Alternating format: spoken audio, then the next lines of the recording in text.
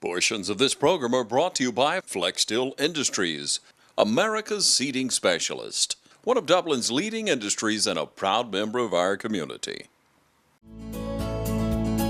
Georgia Dermatology and Skin Cancer Center has been serving Georgia since 1996. Dr. Michael Sharkey, Dr. Jason Arnold, and Dr. Mark Bonner, along with PAs Tony Lynn Herring, Alan Manning, and Kelly Toller, have helped patients with Mohs skin cancer surgery, routine skin exams, and general and surgical dermatology. So come see the professionals at Georgia Dermatology and Skin Cancer Center, located in the Aaron Office Park in Dublin.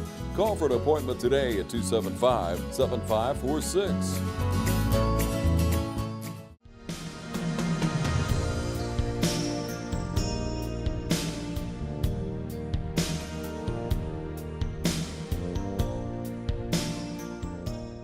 So we want to talk a little bit about dementias, about how the onset of that dementia for someone would maybe be recognized. So I'm sure you're studied in that, you're experienced in it. So. Well, I'll start by saying I'm not a nurse, but being in long-term care for 5 years, you notice a lot of things. And the first thing is that the dementia timeline is a long, drawn-out timeline. Alzheimer's timeline, it's very drawn out. And so the progression of the disease is given in stages. And some stages are anything from 6 months to years, 6 years. And so in my personal experience with my family, we cared for an Alzheimer's patient at home for 13 years. Patients that I have in my facility that we've cared for, we have Alzheimer's patients that have been in the end stages for 6 years. So it's not a clear cut and dry, like you get a cancer diagnosis and they can tell you 6 months from now, and so that's hard for families because you think you're coming to the end and then the end goes on and on.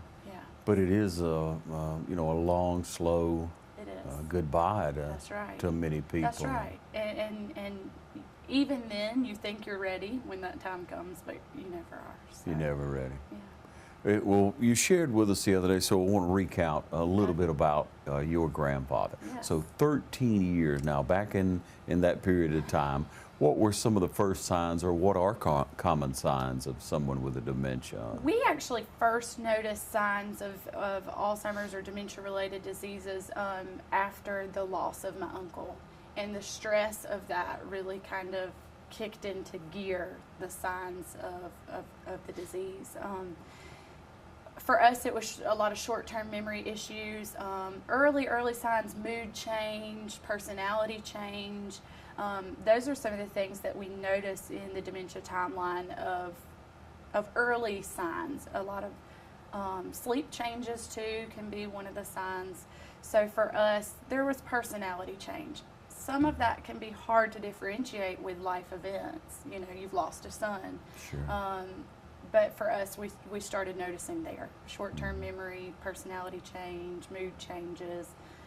You hear everybody talk about the classic sundowners effects in the evening time, that you have a different person in the morning and in the evening. With someone trying to care for them at home, first of all, what are some things they should look at and do to maybe secure the home? Well, it's safety, obviously, number one, physical safety. A lot of times with Alzheimer's or dementia, you start noticing changes in the physical body, not just the mental. So you want to make sure the home is safe. As far as one of the things we talk about is contrast in the home. Can you clearly see the walls and the floor or different things?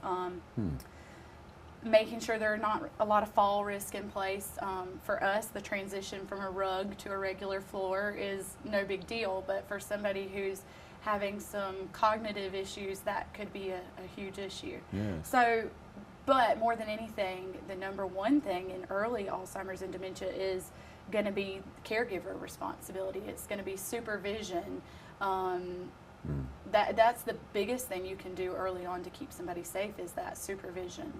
Yeah, but with that comes an abundant amount of responsibility. It is, and to me, the biggest issue we're facing as the numbers of patients with Alzheimer's and dementia is drastically growing, is caregivers. You know, somebody generally needs 24-hour care.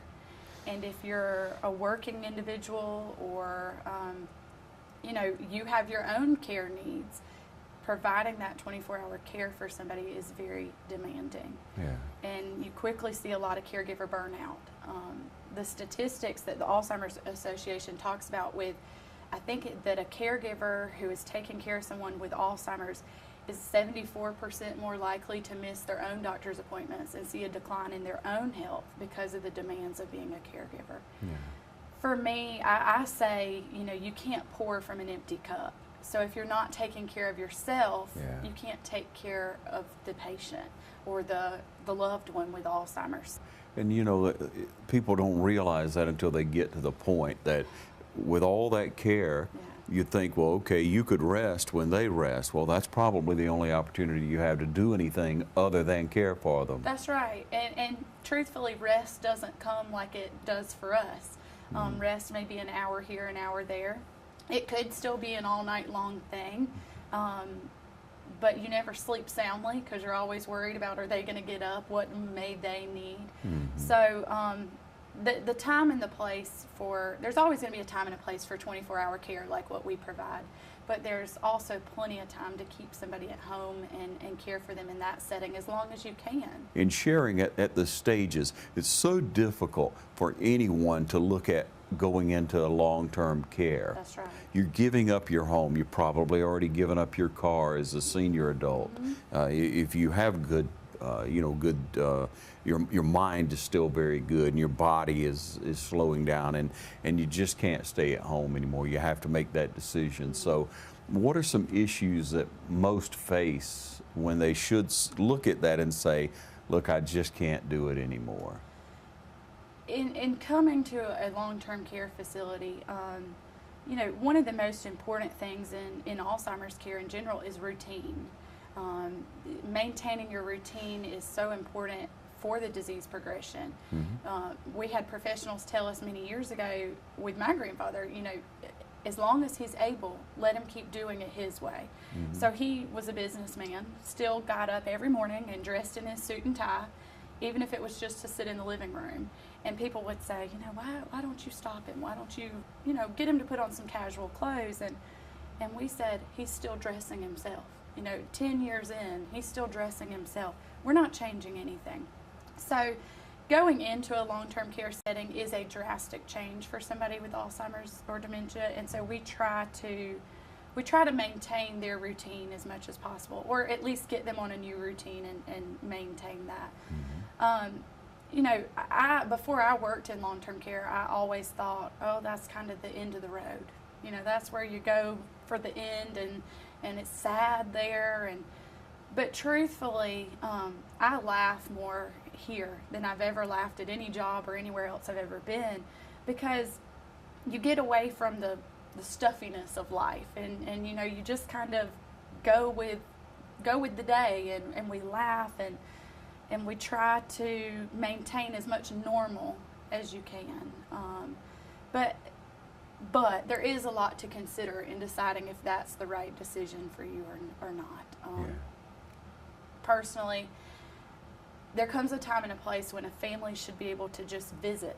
They shouldn't be accountable and responsible for the day-to-day, the changing and the feeding and the bathing, and that's where we come in and we say, hey, you know, it is physically demanding to care for an Alzheimer's patient. Let us do that part, and you just get to have quality time with them. And so when it gets to that place of the caregiver just can't do it anymore, or when they want to be able to not be the one to bathe their spouse or feed their spouse, they just want to spend quality time with them, that's when it's time and appropriate for long-term care. In closing, Rebecca Conley of Dublin Air Nursing Home, what do you say to that person that may be approaching that point where they know they're going to have to care? They think that, okay, my spouse, my loved one has Alzheimer's. What do you tell them? Don't give up. Take each day as a new day. Take each day as a gift. Celebrate the victories. Take time to mourn the progression. But don't forget that they're still the same person inside.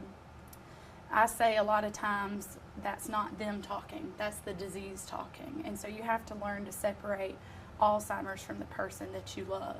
And so we don't try to bring them back to our world, we try to go to their world. And you just take each day as a gift, and you focus on the positive, and it takes a village. So surround yourself with people and resources that are going to be there and support you in the process, and just take it a day at a time. All right. Thanks again, Rebecca. Yes, sir. Thanks for joining us, and thank you for joining us right here on TV 35.